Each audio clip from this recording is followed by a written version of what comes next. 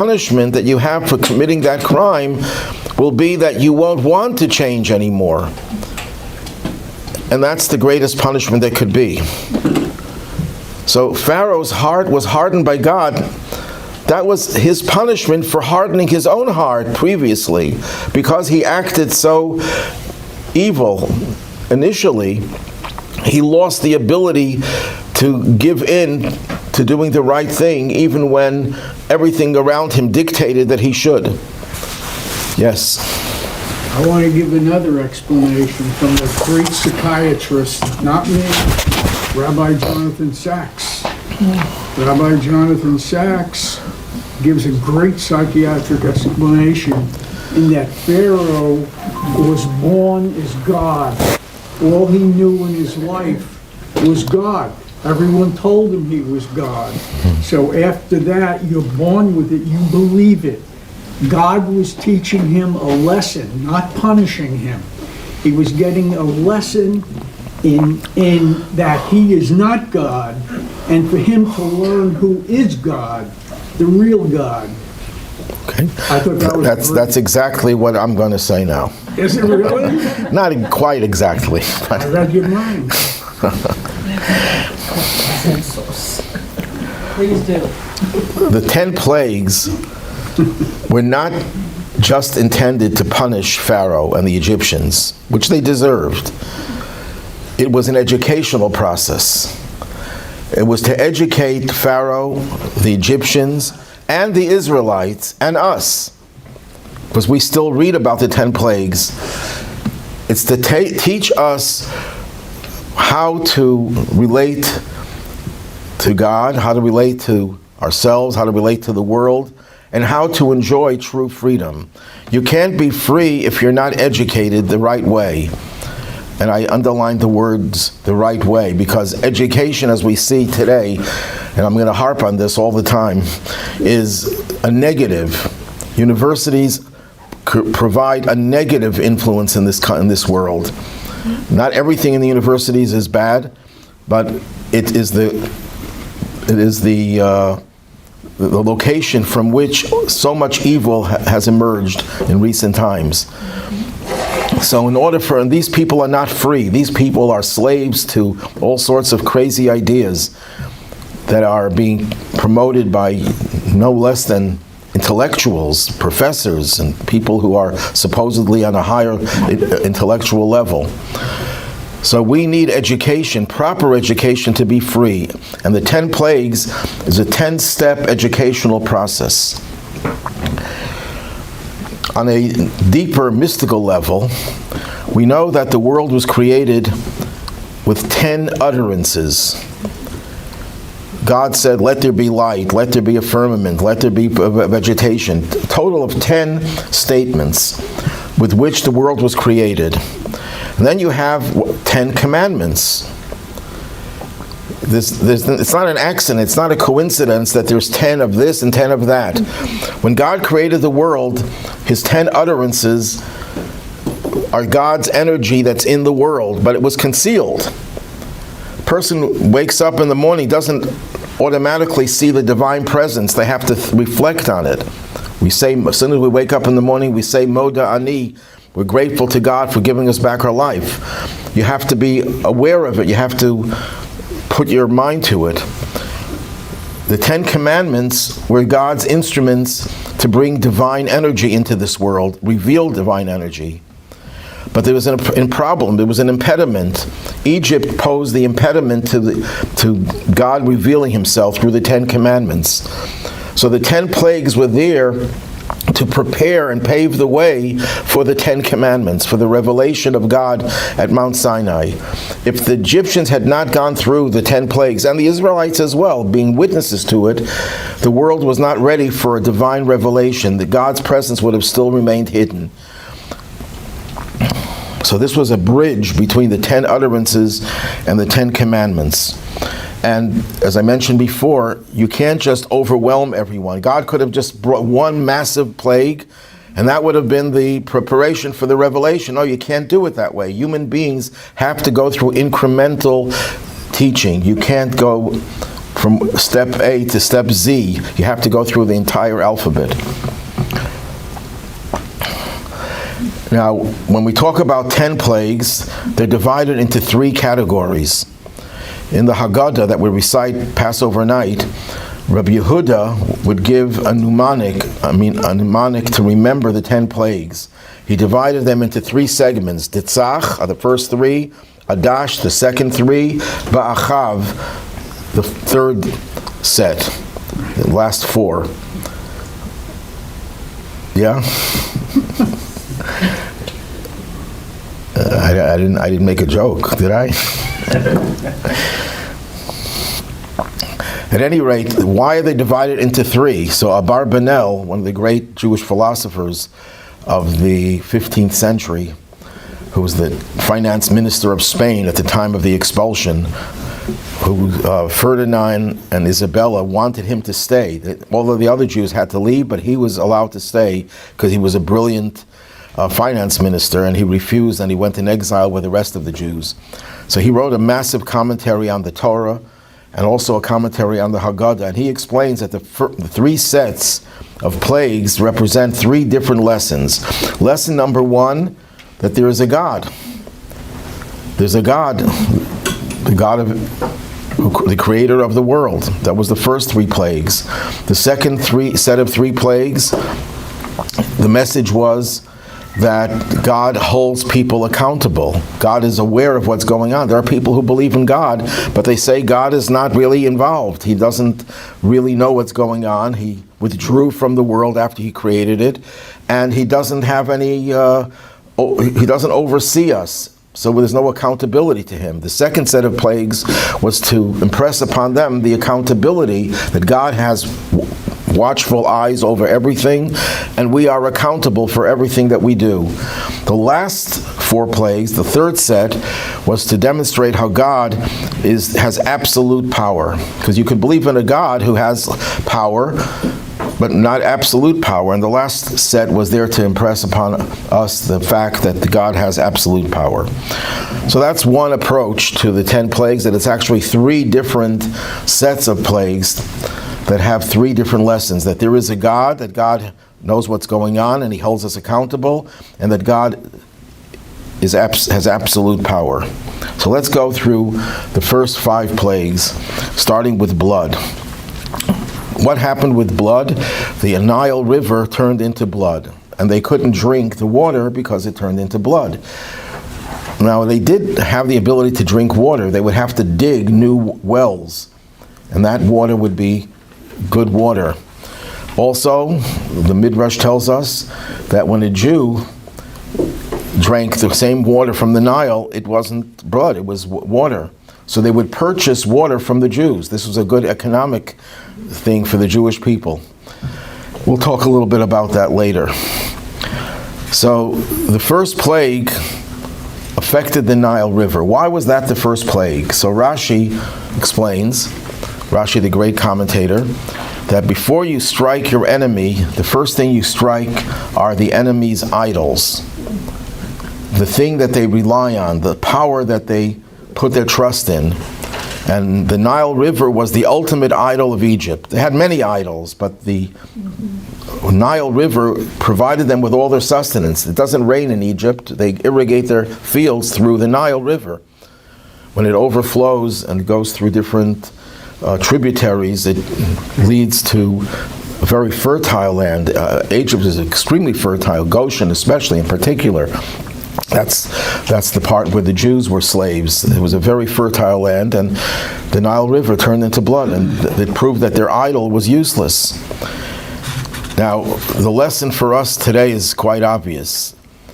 We think that there are no longer idols. People don't worship statues of gold and silver, but our idols today are much worse, because it's easy to disabuse yourself of the fact that a piece of gold has any divine powers. It's easy to disprove that.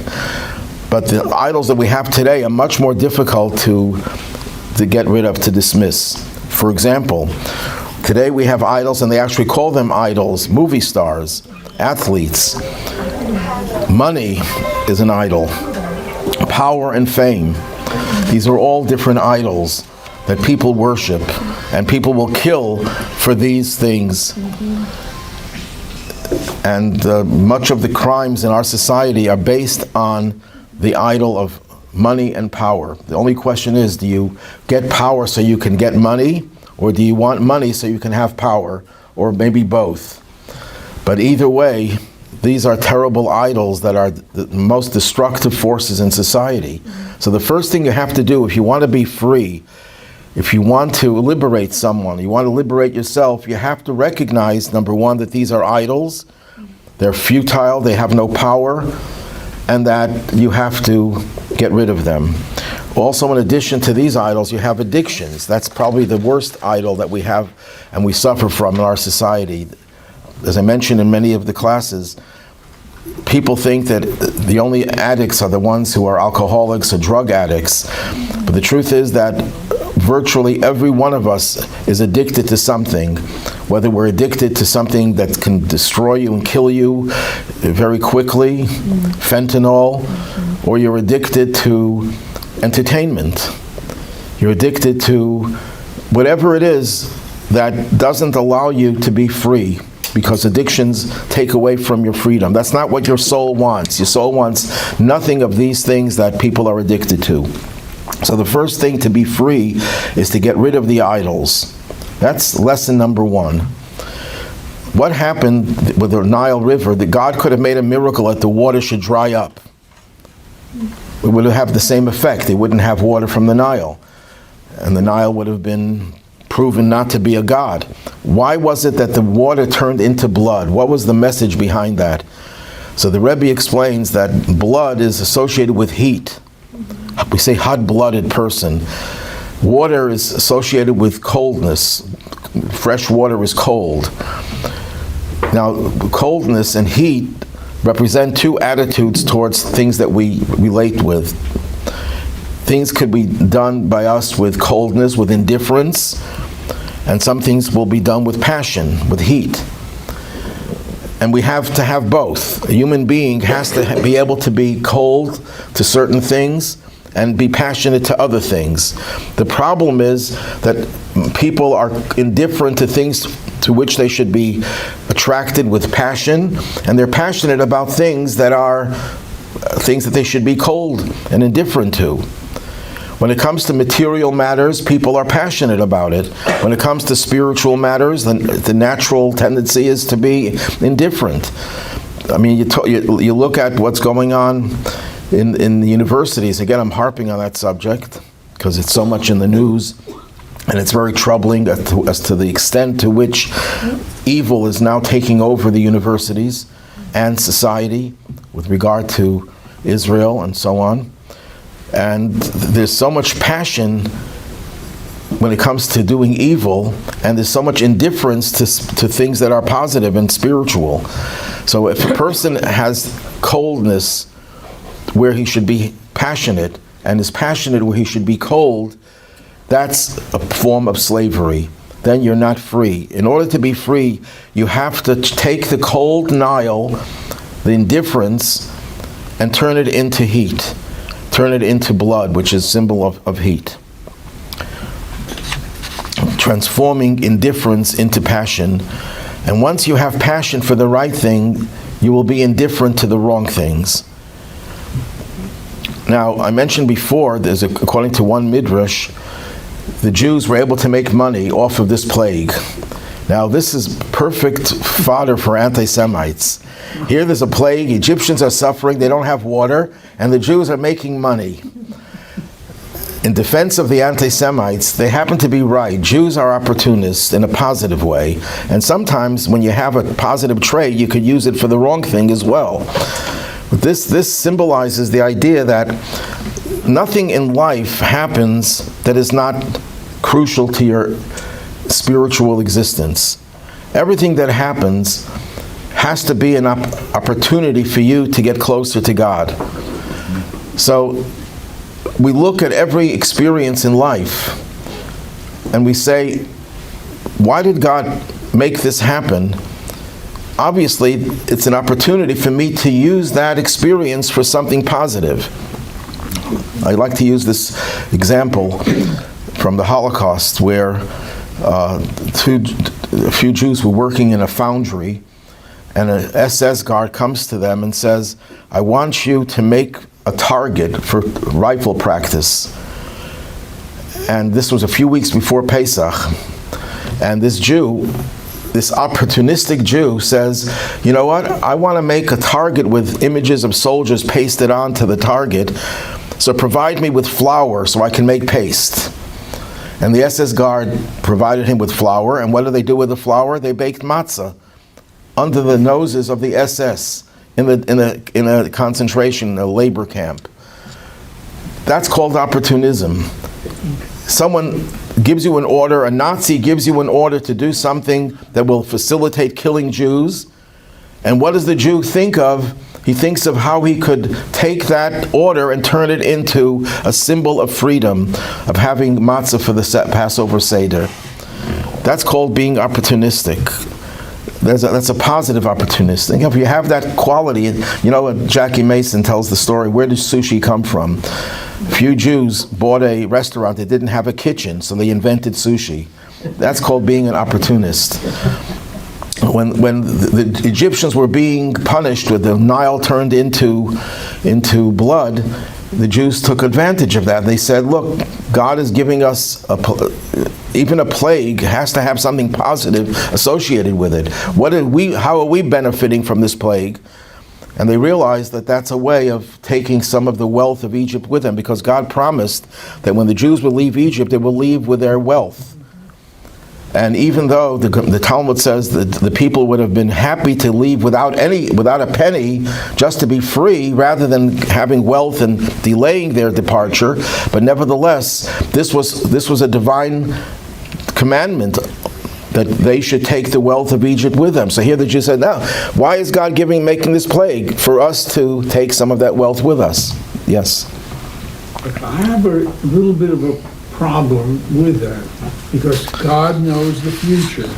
So God told them to take the wealth, but God also knew that they were going to use it to melt it to make a golden calf. Because God gives us free choice, and the fact that we can take something that's positive and turn it into something negative is our choice. We have the power to do that. So let's summarize. So the first plague was intended to destroy their idol, the Nile River, and it also provided some basic lessons about turning indifference into passion and taking advantage of every situation to accomplish something positive. Even if it doesn't seem that was the purpose of that plague, they were able to use it for something else. In the Talmud, in the very first page of the Talmud, I'm not going to go into the specifics because it'll take us a half hour. The Talmud makes a statement. The Mishnah actually makes a statement, and the Talmud says that the reason why the statement is phrased the way it is to teach you something else unrelated to it. And I thought that was a beautiful way of showing the Jewish mindset. The Jewish mindset is that if you learn something, a positive lesson or something even negative, you always have to figure out, what else can I learn from this? What else could I accomplish by having this knowledge? That's called being opportunistic in a positive way. And that leads us to frogs. Actually, there's an opinion that says that the frogs were not frogs, but crocodiles. Rashi says they were frogs, but other commentators say they were crocodiles, which sounds more of a plague than frogs. I mean, some of them are. But not when they came into your house and into your ovens, and when you opened your mouth, a frog would jump in. They were inundated with frogs. So it was a horrible plague, even if it wasn't crocodiles. But I think that Rashi, the reason why Rashi does not accept the opinion that it's crocodiles, because if it was crocodiles, they would have been deadly. And the way the plagues worked is that they started off not being deadly, being a nuisance, annoyance, and little by little they became more and more severe. And at the end, they became deadly. But if to take the second plague of frogs and turn them into crocodiles, that would wreak havoc on Egypt, that seems to be out of place. So we're going to follow the opinion that says they were frogs. So why did God bring the second plague? So again, according to Rashi and others, it's also against the Nile. The Nile River produced a horrible plague of terrible, disgusting frogs that invaded the whole country. But God already smote the Nile River. He already plagued the idol. Why did he have to have two plagues for the idol? That was a question that always bothered me, and I thought that the reason for that is also an important lesson.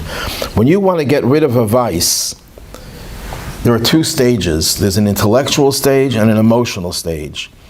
If someone tells you your behavior is wrong and proves to you intellectually that your behavior is wrong, and you're convinced that the argument is a solid argument, but if it's a type of behavior that you're so ensconced in, you're so entrenched in, it's the way you live your life, you're not going to abandon it, no matter how logical or illogical your behavior is. Human beings are not affected by logic. If I can prove to you something that goes against your way of living, even if you believe that what I said was correct, you're not going to change because you're emotionally attached to it. So the first plague was there to intellectually show them that the river is not God, the Nile is not God. The second plague, which really was revolting and disgusting, the Nile produced such disgusting results, that was what took them away from the Nile River's emotional appeal. They no longer identify with the Nile because the Nile was the source of disgust for them. According to the Midrash, only one frog came out of the Nile. One big frog, one mother frog. You wanted the connection to Mother's Day? Okay. One mother frog. And when the Egyptians saw this big frog, they started beating it. And every time they beat the frog, little frogs started to emerge until they took over the whole country. Again, the Midrash is not just going to tell us something that is not there to teach us a lesson. What's the lesson over there? When you want to deal with negativity, don't strike the symptoms. Get rid of the cause. Striking the frog is not going to help. It's changing your attitude that's going to help. You can't win just by getting rid of the symptoms. That's a simple lesson. Don't attack the instrument, attack the cause. Then the Torah tells us that the frogs went into the ovens and they gave their lives. Ovens are not the place where frogs could survive. And the Talmud says something very fascinating. If you're familiar with the biblical story in the book of Daniel, three great Jewish personalities, Hananiah, Mishael, and Azariah, were thrown into a fiery furnace because they refused to follow the order of the king to bow down to an idol. What prompted them to be prepared to go into a fiery furnace? And they survived. That was the miracle, but they didn't know they were going to survive. What got them to do this incredible thing, to give their lives? They were prepared to give their lives. So the Talmud says they looked at the frogs. The frogs, they said, are not commanded. And the frogs went into the ovens willingly. How much more so should we be prepared to go into the fiery furnace? So they learned the lesson from the frogs. That's a self-sacrifice. What is the lesson over here? Self-sacrifice does not mean just dying for God's sake, martyrdom. Self-sacrifice means bending your will for some other person's will, or for God's will, for that matter. You have an interest, a personal interest, and it's at odds with another person's interests. And what do people normally say? What's the norm? I come first. My interests are more important than the other person's interests. Self-sacrifice, in Hebrew, what's the word for self-sacrifice? Mesirat nefesh. Literally it means giving over your soul. And it's usually understood to mean giving your life. But the word nefesh also has another meaning besides soul. It means will. giving your will away, that you're prepared to overlook your own personal desires and interests in favor of doing something that is a higher calling, like following God's commandments, doing something that serve other people's interests rather than your own. That's the lesson from the frogs, that we're prepared to overlook our own interests. That's a sign that you're on the road to freedom. A person who's so self-centered, who can never bend in order to satisfy the needs of others, is in prison, is in a spiritual, emotional prison. How do you know you're free, or at least you're beginning to become free, when you're capable of overlooking what is in your own best interest in the favor of someone else's best interest? Then we come to the third plague, lice. This is the first, yes? So the frogs were an annoyance to the Egyptians. Mm-hmm. Is that correct? Yes. So because the first plague with the Nile being blood, that's pretty serious. But it was also an annoyance because they got water, they dug new wells, or they bought the water. So it didn't deprive them of water, it just deprived them of the Nile, providing them with water, which showed that the Nile was not really God. The Nile was fallible. It didn't have, infinite power. The frogs, there was just no way around them. They were just everywhere. Everywhere, right. Okay. But now they have the third plague, lice. The earth turned into lice. And this is the first time Pharaoh's Egyptian says, this is the finger of God. They didn't say it after the first plague because they were able to replicate blood. They turned water into blood as well. They were able to produce frogs. They couldn't produce lice. We'll soon see why. So that was the first time that the magicians acknowledged that there is a God, the God of Israel, that he can do something we can't do. Because the entire time that Moses was demonstrating miracles, the magicians were able to replicate them. And in Pharaoh's mind, Pharaoh says, look, you're what is the expression, bringing coal to Newcastle? You don't bring coal to Newcastle, that's where all the coal comes from. You're bringing magic, actually this expression is a Talmudic expression. You're bringing magic to Egypt? We're the source of magic. So we're not impressed with your magic. That's why he wasn't impressed, because Pharaoh believed that there are natural forces in this world and we can manipulate them. So we could manipulate them one way, you could manipulate them another way. So even though it's really incredible, but he wasn't that impressed. At this point, they started to become impressed. This is the finger of God, not God's hand. That didn't happen so quickly. It's God's finger. Why were they so impressed with lice?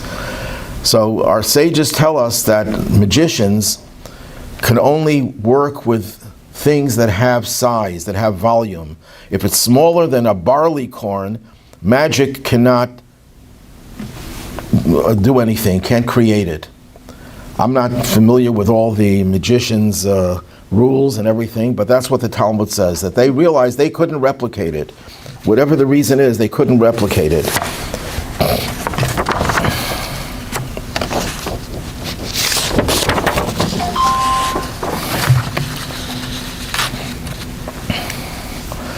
What is the lesson over here? Very powerful lesson. The difference between our belief in God and the belief that pagans have in their own gods, in their own idols, is not just a question of we have one God, they have many. That's definitely a true distinction. But it's also the way they perceive of God. They perceive of God the way pagans perceive of God, of their gods, is that they're natural forces that have influence over our lives.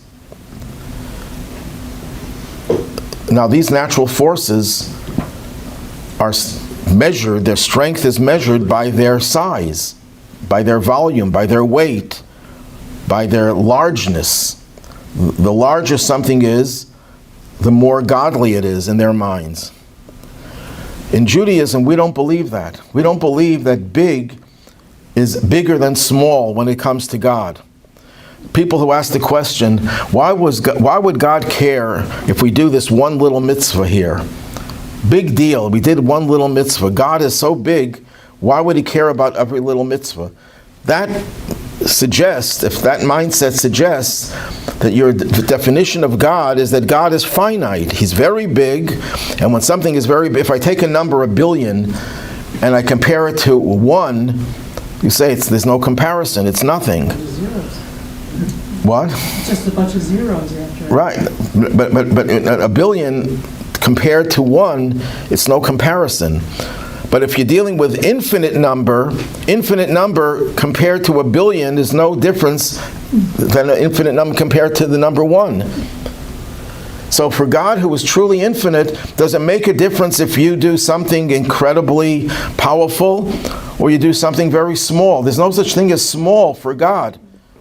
The whole universe to God is a 0. Not a 1, but a 0. Because God is infinite and the universe is finite. And therefore the finite universe, as vast as it is does not rate in relation to God more than 1 little grain of sand. It's the same thing. 0. It's all 0. So if God says, I want you to do this one little mitzvah, this tiny little mitzvah, this little gesture, if God says, I want you to do it, that has infinite power. Whereas if you do something really great, you conquer the universe, it's 0. It doesn't have any appeal to God. It doesn't mean anything. The whole universe is nothing to God. What rates is when you do something that God says, I care about. So the pagans, the magicians of Egypt, to them, the idea of something small, that God values something small, they couldn't relate to that. It has to have size, it has to have volume, it has to have weight. I share this story many times, but I think it illustrates the point very, very eloquently. The Rebbe, there was a point in time when the Rebbe was in a very down mood because of all the things that were going on in the world, and the Rebbe was subjected to more negativity than any other person in the world, I would say. In what way? The letters that he would get from thousands of people in the course of a year, he would get tens of thousands of letters. I would assume that 95% of those letters were bad news. Someone in my family is not well, I don't have any money, I can't get married, I don't have any children. These are the typical things that people would write to the Rebbe about for his blessing and his advice. And the Rebbe, we have an estimate that the Rebbe probably wrote about 100,000 letters. So we're talking about being inundated every day. I would see the mailman bringing in sacks of mail to 770 to the Rebbe's study. So I assume that that's what got the Rebbe to feel very down because of being subjected to so much negativity. And I'm sure with things that are going on in the world, we like things that are happening today. And the Rebbe's aides tried to cheer him up. And what did they do? They gave him reports of great accomplishments of the Rebbe's shluchim, his emissaries. They built this huge building and they accomplished so many great things. It didn't help. And this went on for weeks, several weeks. What changed the Rebbe's mood? He got a letter from a child in Detroit. The child was, let's say, 10 years old. And the child writes to the Rebbe, I used to say my prayers in the school bus on the way to school, but it was very rowdy and it was distracting. So I made a resolution and I woke up 10 minutes earlier to say my prayers before I took the school bus. And that changed the Rebbe's mood entirely to the point where the Rebbe wrote this child a letter. We have a copy of that letter where the Rebbe writes to this child, your report to me was like cold water on a weary soul. And it totally changed the Rebbe's mood. A child wakes up 10 minutes early to say his prayers, but the Rebbe, the small gesture, that captured what the Rebbe felt was the most important thing in the world, the little gesture. And that's illustrated by this plague, that God is in control of the little things. And sometimes you see God more in the little things than you see him in the big things. The next plague, in Hebrew it's called Arov, and literally it means mixture. What happened in this plague? All sorts of animals came together, lions, tigers, bears, all sorts of destructive animals marched together through the streets of Egypt, terrifying the people. What was the purpose of this plague? So the simple explanation is, when you want to fight an enemy in a military strategy, you want to demoralize the enemy. You want to frighten the enemy. It's psychological warfare. That's what's going on today with Hamas. They're using, with the hostages, they're using psychological warfare to get Israel to be afraid to attack. And it's working. They're very effective. Very, very effective. So how do you terrorize a community? By frightening them, unleashing all these different kinds of animals. If they would only unleash lions, it wouldn't be as terrifying as when you have all these different kinds of frightening animals marching through the streets. Did they kill anyone? There's no indication that they actually killed anyone. Maybe they did. But that wasn't the focus of this plague. That's the simple understanding. But also it demonstrated God's power. God is able to bring together opposites. It had animals that would never coexist. You know, lions and tigers don't live in the same neighborhood. They have to, only in a zoo do you have lions and tigers. Lions are in Africa, tigers are in India and in Russia. But here, all sorts of animals that were opposite mentalities, they all came together. That means that God has the power. He's not fixed in one mold. What limits people and forces of nature is that it has its mold, and you can't mix the two things. You're not going to have a snow blizzard in the Sahara Desert. This doesn't happen. Why? Because nature says desert is one thing and snow is another thing. But God doesn't have this limitation to nature, the laws of nature. He created the laws of nature, but he transcends them. And here he was able to bring together disparate forces, different animals that came together to fulfill God's will. There's another thing about this plague. The Torah mentions that in this plague, none of the Jewish people suffered from this plague. The mixture of animals did not invade the areas where the Jews lived. It doesn't say that about the first three plagues, and commentators argue about this. Some commentators say that the Jews also suffered from the first three plagues. They also had frogs. The Nile River to them was also blood. I guess that's at variance with the Midrash that I mentioned before, that the Jews were able to sell their water to the Egyptians. But these commentators maintain that the first three plagues were there to demonstrate God's power, not to show any favoritism to the Israelites.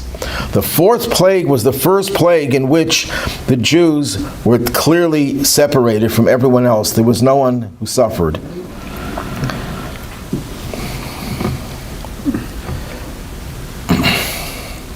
So this indicated that God had a special relationship with the Israelites. So the first three plagues, God was showing his power, that he exists. The next few plagues, God was showing, not only do I exist and I control the nature of the world, but I have a special relationship with the Jewish people, with the Israelites. But here we have an interesting paradox. The name of the plague is Arov, which means mixture. And yet, here's where God makes a separation between the Jews and the Egyptians. This is the first plague where there's a separation. So the plague is mixture, and what did it accomplish? It accomplished separation. This is a very interesting idea, that when the focus is on mixture, you have to recognize that mixture is not always positive. Judaism has two opposite thrusts. On one hand, it focuses on unity, bringing things together, unifying everything.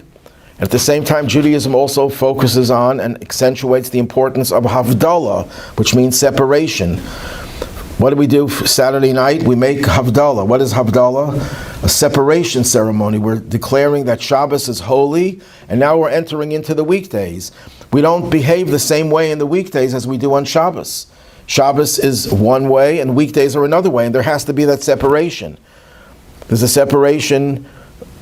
The Jewish people are separated from the other nations of the world, and we have to remain separated. Now, it doesn't mean we can't have interaction with the rest of the world. We certainly could, and we do, and we should. But there has to always be a recognition that we are different. And the anti-Semites are doing a good job of making us realize that we're different. That we can, as much as we try to assimilate, as much as we try to act as if we're no different from everyone, they are telling us we are different. So it's important that whenever there's a mixture, you also recognize the separation. Don't lose the separation. And one of the evils of today's society is that we're trying to get rid of all the separations, like the separation between man and woman. They're clearly separated. They were designed by God to be separated. Respect that separation. Even as we try to bring people together, we have to recognize that there's separation. And that's what the Havdalah service is all about. It's interesting, the Mishnah says that the month of Adar, that's the month before Nisan, before Passover, in the Jewish courts would send messengers to remind people to give their half shekel to the temple. Every Jew had to give a half shekel to the temple. And at the same time, they also sent messengers to make sure that people would not plant grain together with grapes. That's one of the biblical commandments. You can't cross the two together. So the Rebbe points out that it's interesting, the half shekel is the symbol of unity. Why do we give a half shekel, not a whole shekel? Because the idea was to recognize that we're only a half without the other person. So the half shekel is the symbol of unity. Not crossing grain with grapes is the symbol of separation.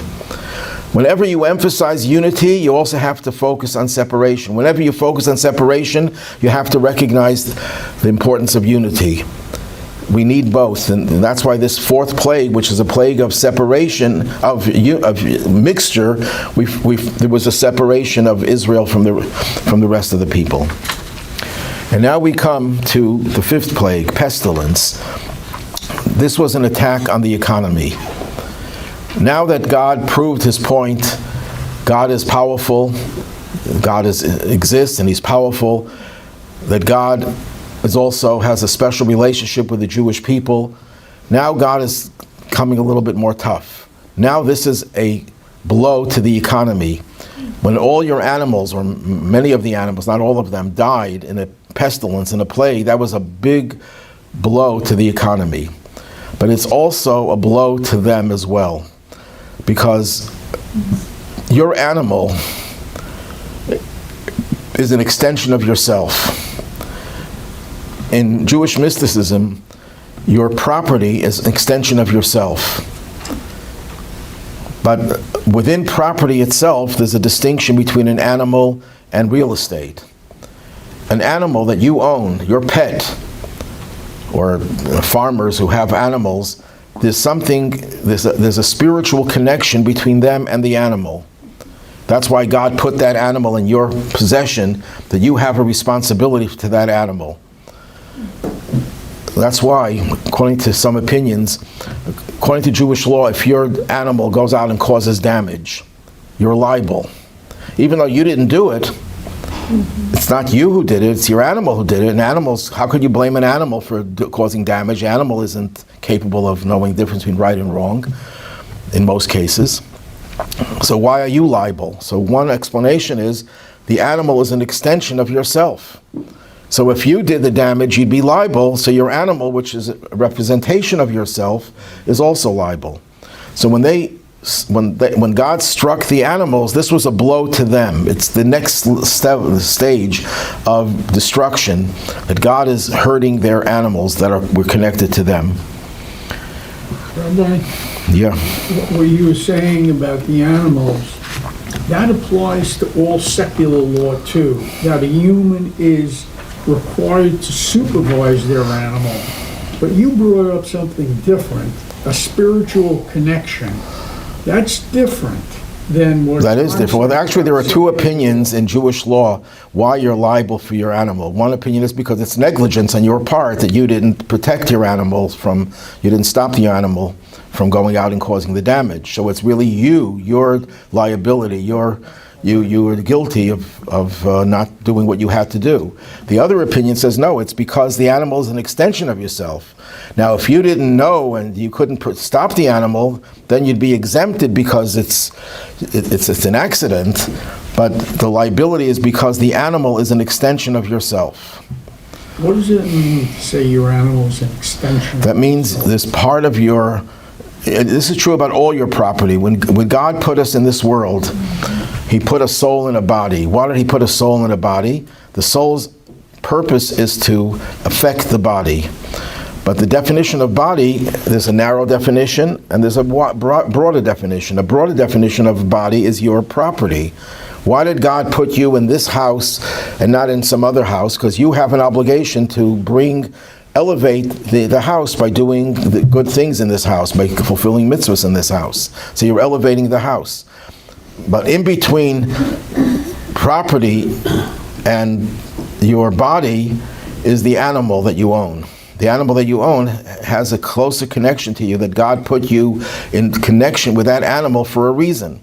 As long as you have that animal, it doesn't say you can't sell the animal or give it away, but as long as it's in your possession, that's why it says righteous people don't throw things away. Jacob was attacked by Esau's angel because he went back to retrieve some trinkets. Why did he go back to retrieve trinkets? It was valueless. He was a wealthy man. Because the fact that he owned them means that he had a responsibility to them, that God wanted they should be in his possession, and he should elevate them. And an animal is even in a higher, in between the body and the dead property. But then there's a deeper lesson over here also. An animal is not just the creature we call animal, but there's an animal within every one of us. We all have a godly soul and an animal soul. And you would think that the animal soul is all negative. It's not. In this plague, God made a distinction between the animals of the Egyptians and the animals of the Israelites. What does that symbolize? That your animal could sometimes be an Egyptian animal, which is no good, or it could be an Israelite animal that is good. The ultimate goal is that our animal soul should also become refined and good. Not just to have your godly soul overwhelm the animal soul and just do good in spite of your animal soul. The ultimate goal is that your animal soul also recognizes what's right, and becomes more refined. Sometimes the animal soul can be convinced. What does the animal soul want? It wants gratification. Well, the animal soul could be convinced that by studying Torah, that's the most gratifying thing. There were people who would study Torah. To them, it was the most gratifying thing. They were spiritual hedonists, I would call it. People who thrive on the pleasure of studying Torah, who can't get enough of it. There were people who would spend 18 plus hours a day studying Torah. In some cases, it would be because they were very pious and they wanted to connect to God. In some cases, it was just they just enjoyed it so much they couldn't imagine anything more enjoyable than studying Torah. So the animal soul could also become refined, that it wants to do what's good because it recognizes selfishly that doing good is good for you. And who cares if the animal soul does it for its reasons? It's like, to use an analogy, you're traveling to Toronto, and you drive along with someone else to keep you company. You're driving to Toronto because you have a lecture to give. The other person is traveling to Toronto because he wants to see the sights in Toronto. Does it make a difference? You're both going to the same destination. You're going for different reasons. Our animal soul does good for different reasons than our godly soul. But you want to harness your animal soul to go in the right direction. So that's what this plague represented, separating between the Egyptian animal and the Israelite animal. The Egyptian animal was destroyed, the animal that tries to do destructive things, and the Israelite animal is the animal that does good things, the animal soul that is harnessed to do what is good. So far we have 5 plagues, 5 different lessons, 5 stages in our development in getting us free, and then we have another 5 to go. Okay, any questions?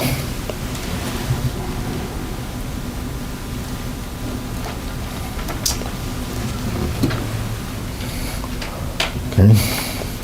I see the name Avi Goldberg here. So I'm sure he wishes you a happy Mother's Day. Was I right? And now's the Tuesday class.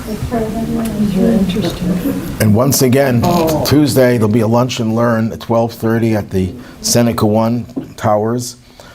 And Wednesday will be our regular lunch and learn here. Do you know your topic? Wednesday here.